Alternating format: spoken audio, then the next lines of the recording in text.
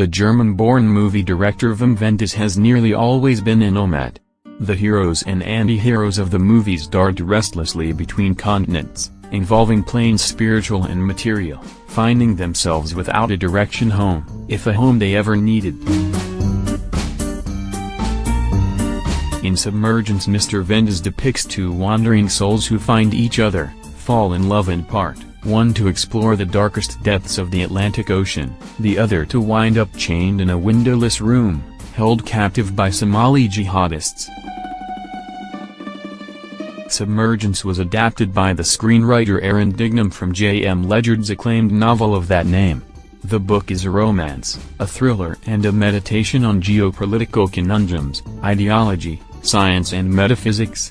It is written in precise, refined, elusive prose.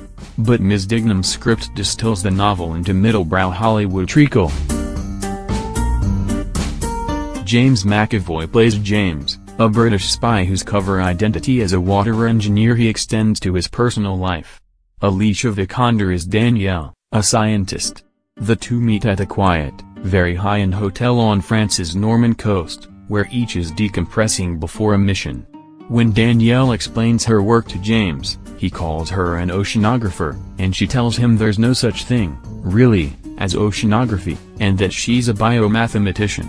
Soon they are frolicking on a beach, albeit with some seriousness, around the relics of World War II. Showing the chemistry between these two characters in the boy and girl fall hard scenes is no problem for Mr. Wenders. Many of his pictures, including some of his greatest, are, to put it bluntly, swoony hymns to heteronormativity. See, for example, the finale of his 1987 Wings of Desire. There's a scene in this film in which James and Danielle chat in a wooded area, and the way Mr. Wenders frames the characters, the shadows of tree branches falling on their attractive faces, and how he makes the sound of a light wind prominent under their conversation, casts an intimate spell. Which is what cinema is supposed to do, arguably. Unfortunately, the director does not succeed nearly as well in other areas of his endeavor. Once the lovers are separated, their parallel stories are intercut to increasingly diffuse effect.